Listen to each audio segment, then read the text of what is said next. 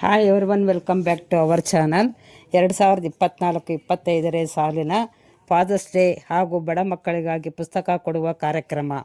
ಈ ಒಂದು ಕಾರ್ಯಕ್ರಮ ಇದನ್ನು ನಡೆಸ್ತಾ ಇದ್ದೀನಿ. ಮಕ್ಕಳ ಹಿತದೃಷ್ಟಿಯಿಂದ ಬಡ ಮಕ್ಕಳಿಗಾಗಿ ಕೊಡುವಂಥ ದಾನಿಗಳ ಹೆಸರು HAL ಚಂದ್ರ, ಬಾಗೇಪಲ್ಲಿ ಚಂದ್ರ, ಗಂಗಮ್ಮನವರ ಮೊಮ್ಮಗ ಪಾರಿಜಾತ, ಮುನಿರಾಜು ಲಕ್ಷ್ಮಿಯವರಿಂದ, ಬ್ಯಾಂಕ್ ಮ್ಯಾನೇಜರ್ ಮೋಹನ್ ಅವರಿಂದ, ಚೆನ್ನಪ್ಪ ಡಾಕ್ಟರ್ ಮಗಳಾದ ಅನುಷಾರವರಿಂದ, ಮಂಜುಳಾ ಮೇಡಮ್ನವರಿಂದ ಮತ್ತು HM ರಿಟೈರ್ಡ್ ಅವರಿಂದ, ಇವರೆಲ್ಲರೂ ತುಂಬು ಹೃದಯದಿಂದ ಪುಸ್ತಕ, ಪೆನ್ನು, ಜಾಮೆಟ್ರಿ, ರಬ್ಬರು ಮುಂತಾದ ವಸ್ತುಗಳನ್ನು ಬಡ ಮಕ್ಕಳಿಗಾಗಿ ದಾನ ಮಾಡಿದ್ದಾರೆ.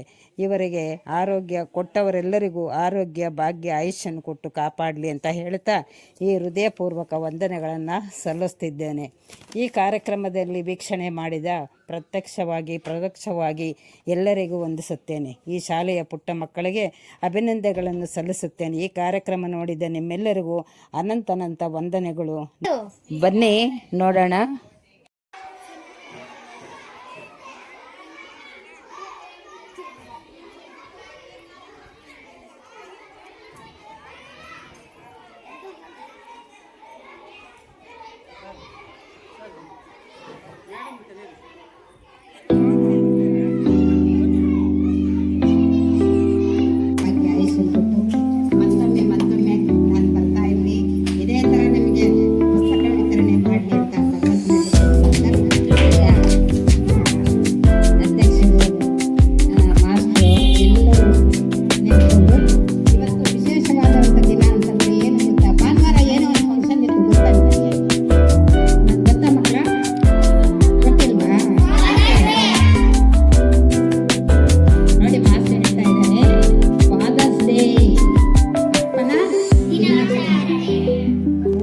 ನಾನು ಗೂಡೂರು ಮಠದಲ್ಲಿ ಮಾಡಿದ್ದೆ.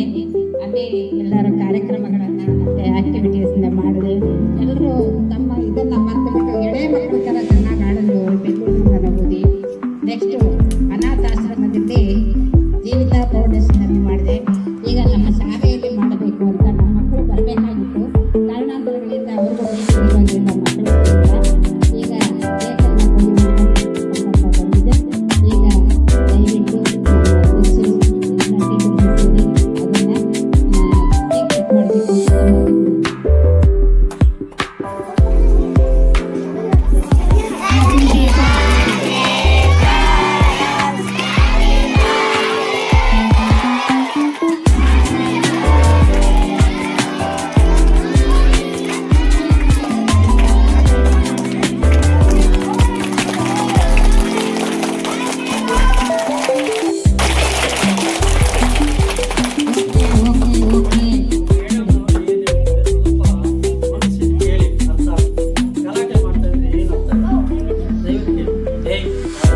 ಈಗ ನಿಮ್ಗೆ ಬುಕ್ಸ್ ಬೇಕಾ ಬೇಡವಾ?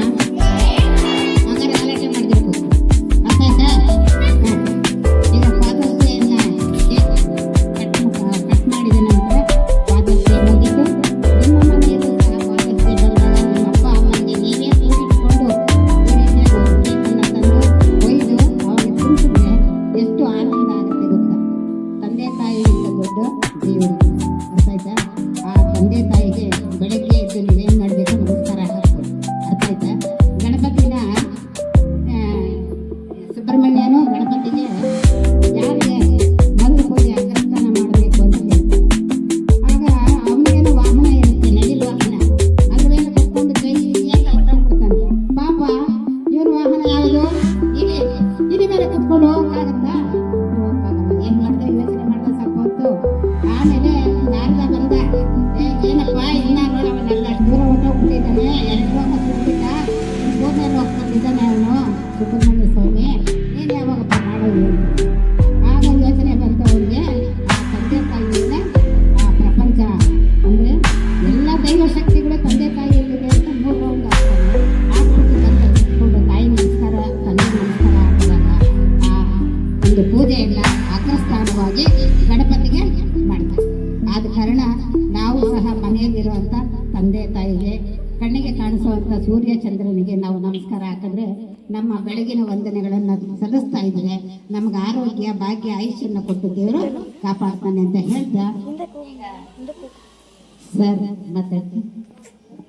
ಈಗ ಅಧ್ಯಕ್ಷರು ಈಗ ಒಂದೆರಡು ಮಾತುಗಳನ್ನು ಆಡಬೇಕು ಅಂತ ತಮ್ಮಲ್ಲಿ ಮನೆ ನೋಡ್ತಾ ಇರ್ತಾರಲ್ಲ ಅವನು ಸಿಕ್ಸ್ ಹೊಡಿತಾನೆ. ಅವಾಗ ಏನ್ ಮಾಡ್ತೀರಾ? ಆ ರೀತಿಯಾಗಿ ಹೋಗ್ಬೇಕು. Ready 1 2 3 start.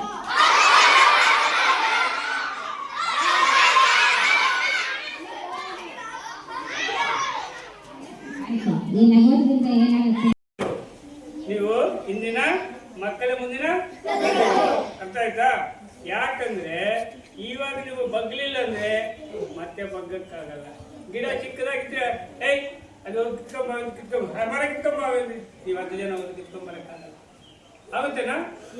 ಆ ರೀತಿಯಾಗಿ ಈಗ ಇಲ್ಲಿ ಶಾಲೆ ನಾವು ಬೆಳೆಸ್ಕೊಂಡು ಹೋಗಿದ್ವಿ. ಇರ್ತಕ್ಕಂಥ ಶಾಲೆಯನ್ನು ಉಳಿಸಿಕೊಂಡು ಬೆಳೆಸ್ಕೊಂಡು ಹೋಗ್ತಕ್ಕಂಥ ಜವಾಬ್ದಾರಿ ನಿಮ್ಮ ಮೇಲಿದೆ, ನಮ್ಮ ಮೇಲಲ್ಲ. ನಿನ್ನ ತಮ್ಮಂದಿರೋ